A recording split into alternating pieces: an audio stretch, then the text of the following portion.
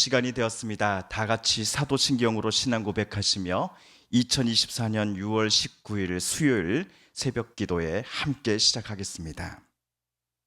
나는 전능하신 아버지 하나님 천지의 창조주를 믿습니다. 나는 그의 유일하신 아들 우리 주 예수 그리스도를 믿습니다. 그는 성령으로 잉태되어 동정녀 마리아에게서 나시고 본디오 빌라도에게 고난을 받아 십자가에 못 박혀 죽으시고 장사된 지 사흘 만에 죽은 자 가운데서 다시 살아나셨으며 하늘에 오르시어 전능하신 아버지 하나님 우편에 앉아 계시다가 거기로부터 살아있는 자와 죽은 자를 심판하러 오십니다. 나는 성령을 믿으며 거룩한 공교회와 성도의 교제와 죄를 용서받는 것과 몸의 부활과 영생을 믿습니다. 아멘. 오늘 우리 함께 읽을 기록된 하나님 말씀, 구약의 말씀 신명기 제29장 10에서 21절까지의 말씀입니다. 구약 308쪽경에 있는 신명기 제29장 10에서 21절까지의 말씀, 오늘 우리 함께 읽고 묵상합니다. 저와 여러분이 한 절씩 마지막 21절 한 목소리로 함께 봉독하겠습니다.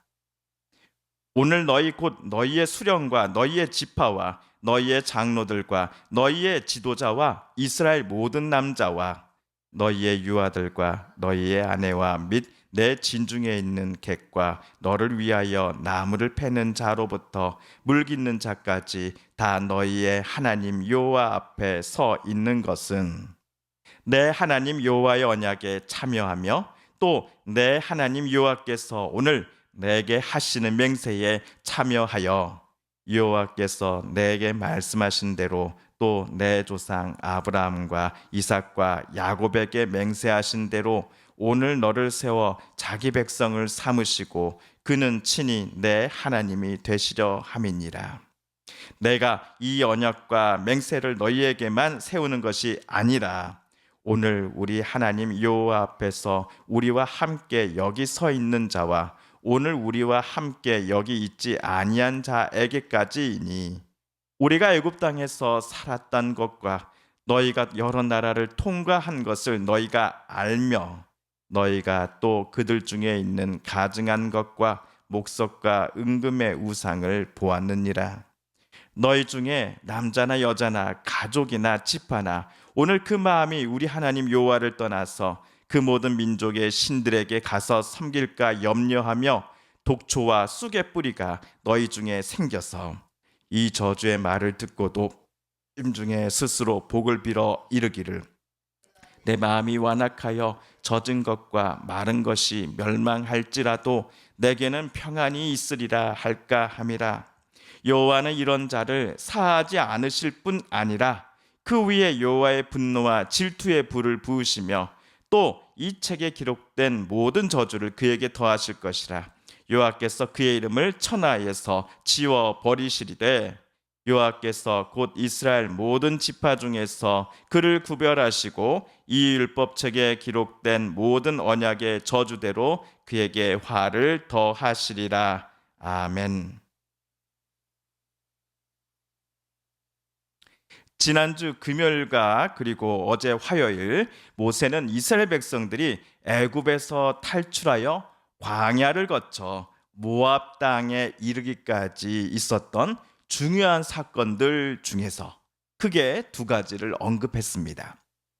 첫 번째는 모세가 이스라엘 백성들이 애굽에서 나와 광야를 40년 동안 거니는 동안 하나님께서 만나와 메추라기와 같은 일용한 양식들을 하루도 빠짐없이 허락해 주셨다라는 사건을 모세는 언급을 했습니다.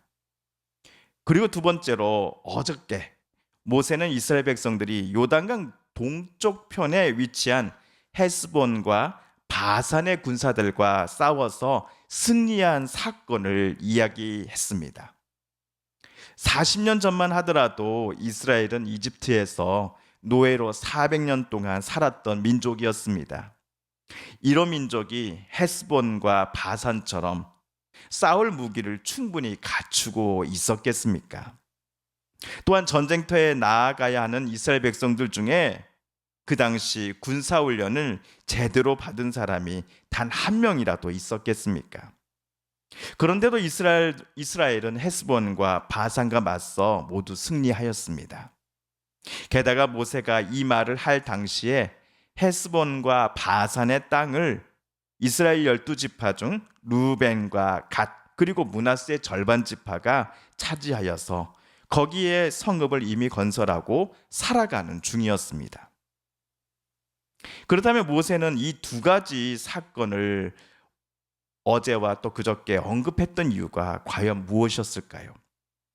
하나님께서 이스라엘 백성들과 함께 해주셨고 그들에게 은혜를 베풀어 주셨기에 이스라엘이 지난 40년 동안 안전하게 이곳 모압 평지까지 이르렀음을 백성들에게 다시금 모세는 상기시켜 주기 위해서였습니다. 또한 그들이 앞으로 가나안 땅에 들어가 성읍을 건설하고 살아갈 때에도 그들의 삶이 평안하고자 한다면, 그들이 하는 모든 일들이 형통하기를 원한다면 오직 여호와 하나님만을 섬기고 그분의 뜻대로 순종하며 살아가야 함을 모세는 그 두 가지 사건을 통해 다시금 가르쳐 주기 위해서였을 것입니다.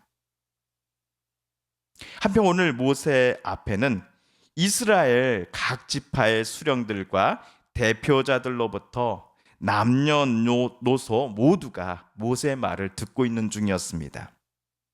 또한 이 자리에는 출애굽한 이스라엘 백성 공동체 중에 함께 어울려 살고 있었던 외국인들도 이 광장에 나와 서 있었습니다. 애굽에서 탈출하여 두 번의 인구조사가 있었는데요. 민수기 26장 51절에 따르면 만 20살 이상 중에 군대에 징집할 수 있는 남자들의 숫자를 조사해 보니 조사 결과 60만 1730명이었다라는 결과가 나왔습니다. 이 숫자는 만 20세 이상 남자 중 군대 징집 대상자의 숫자이니 여기에 성인 여자와 또 아이들 그리고 군대 징집 대상이 아닌 남녀 모두의 숫자를 합쳐본다면 두 배만 치더라도 약 120만 명이 지금 모압 평지에 모여 모세의 말을 듣고 있다라고 상상해 보셔도 무방할 것입니다. 이들을 향해서 모세는 다음과 같이 외칩니다. 오늘 12절 말씀을 우리 세 번역으로 다시 한번 읽어봅니다. 시작. 당신들은 오늘 여기에 서서 주 당신들의 하나님이 당신들과 세우시는 그 언약에 참여하게 됩니다. 당신들은 그 언약에 들어있는 의무를 지켜야 합니다. 애굽에서 탈출하여 광야를 거닌 지 3개월째가 되었을 때 이스라엘은 시내산이라는 곳에 도착합니다. 그곳에서 하나님은 이스라엘과 첫 번째 언약을 맺으십니다. 시내산에서 계약을 맺었다 하여서 학자들은 시내산 계약이라고 부릅니다. 그런데 그로부터 약 40년이 지났을 때 하나님은 모압 평지에 모인 이스라엘 백성들과 또다시 언약을 맺고자 하시지요. 이른바 모압 언약입니다. 모압 언약의 내용은 13절에 나옵니다. 하나님께서 이스라엘을 당신의 백성으로 삼으시고 주님께서는 몸소 이스라엘 백성들의 하나님이 되시고자 한다라는 것이 오늘 모압 언약의 핵심 내용입니다. 이 언약의 유효 기간과 또 당사자는요, 모압 평지에 지금 모여 있는 사람들의 시대에서만이 끝이 아닙니다. 이들의 후손 그리고 그 후손의 후손 수십 대 후손에 이르기까지 오늘 하나님께서 모세를 통해 이스라엘과 체결하고자 하시는 모압 언약의 유효 기간은 영원합니다. 하지만 오늘 모압 언약은 하나님과 모세 주도하에 일방적으로 체결되는 것은 절대로 아닙니다. 이스라엘 백성들의 의사와는 상관없이 하나님께서 일방적으로 어서 서명해 라고 이스라엘에게 서명할 것을 강요하신 것도 아닙니다. 하나님께서 모세를 통해 이스라엘에게 먼저 제안하신 언약에 대해 이제는 이스라엘 백성들이 심사숙고해서 자신들의 의사를 밝힐 차례입니다. 이때 모세는 백성들에게 그들이 이번 언약에 동의한다면, 모압 언약에 사인하고자 한다면 어떤 모습으로 살아가야 하는 것인지에 대해 구체적으로 설명하기 시작합니다. 오늘 말씀 18절 19절입니다. 시작. 당신들 가운데 남자나 여자나 가족이나 지파가 주 우리 하나님으로부터 마음을 멀리하여 다른 민족의 신들을 섬기려고 해서는 안 됩니다. 당신들 가운데 독초나 쓴 열매를 맺는 뿌리가 있어서는 안 됩니다.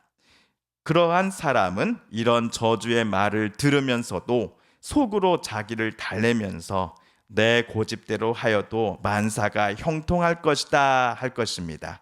당신들이 그런 사람을 그대로 두면 맹렬한 재난을 만나서 파멸되고 말 것입니다. 만약 이번 모압 언약을 이스라엘 백성들이 받아들이지 않는다면, 즉 이스라엘을 애굽에서 탈출시켜 주시고 그들을 이곳 모압 땅까지 안전하게 이끌어 주신 여호와 하나님을 저버리고 그들이 다른 신들 앞에 나아가 절하고 이 거짓 신들을 이스라엘이 섬기고자 한다면 하나님께서는 그들에게 맹렬한 재난을 내리실 것이다 라고 모세는 경고합니다. 애써 하나님을 소홀히 여기고 하나님을 비웃으며 살아가고 있는 자신의 결정을 어떻게 해서든지 정당화하려고 하며 에이 아무 일 없을 거야 라고 하며 스스로 위로하는 이에게 하나님은 우리가 신명기 28장에서까지 보았던 책에 기록된 온갖 저주들을 그에게 내리실 것이다 라고 모세는 말합니다. 반면 어제 우리가 읽은 29장 신명기 29장 9절을 다시 한번 읽어볼까요? 시작. 그런즉 너희는 이 언약의 말씀을 지켜 행하라. 그리하면 너희가 하는 모든 일이 형통하리라. 하나님의 말씀에 순종하며 하나님만을 사랑하고 섬기며 하나님의 뜻대로 이웃들 사이에서 살아가려는 사람들에게는 그가 하는 모든 일에 하나님께서 형통함을 주시겠다라고 약속하셨습니다. 만약 이스라엘이 가나안 땅에 들어가 살게 되었을 때에도 진정한 복을 받고자 한다면 그때에도 이스라엘은 늘 하나님과 동행해야 합니다. 하나님을 두려워하되 사랑하며 하나님의 말씀에 따라 순종하며 살아가야 합니다. 가나안 땅에 들어갔을 때 그들의 눈에 너무나 좋아 보이는 것들, 그리고 하나님보다도 자신들한테 더 큰 도움을 주는 것들에게 마음을 빼앗기지 않고 어제나 오늘이나 늘 한결같이 여호와 하나님만을 바라보는 이들의 삶을 하나님께서 반드시 책임져 주신다라고 오늘 모세는 또다시 말한 것입니다. 성도 여러분, 어제 오늘 모세의 당부처럼 우리도 늘 하나님만을 바라봐야 하겠습니다. 하나님께서 지혜 주시기를 용기 허락해 주실 것을 소망하며 저와 여러분도 하나님만을 의지해야 하겠습니다. 이러한 이들에게 하나님은 삶에 있어서 형통함을 허락해 주실 것이다 라고 성경은 우리에게 말해주고 있기 때문입니다. 주님께서 가르쳐 주신 기도를 드리며 신명기 말씀 묵상 제118번째 시간을 모두 마칩니다. 하늘에 계신 우리 아버지, 아버지의 이름을 거룩하게 하시며 아버지의 나라가 오게 하시며 아버지의 뜻이 하늘에서와 같이 땅에서도 이루어지게 하소서. 오늘 우리에게 일용할 양식을 주시고 우리가 우리에게 잘못한 사람을 용서하여 준 것 같이 우리 죄를 용서하여 주시고 우리를 시험에 빠지지 않게 하시고 악에서 구하소서. 나라와 권능과 영광이 영원히 아버지의 것입니다. 아멘. 오늘 우리가 가지고 나오는 간절한 기도 제목 하나님께 아뢰며 하나님의 은혜의 보좌 앞으로 우리 더 가까이 나아가겠습니다. 우리 개인 기도 시간 갖습니다.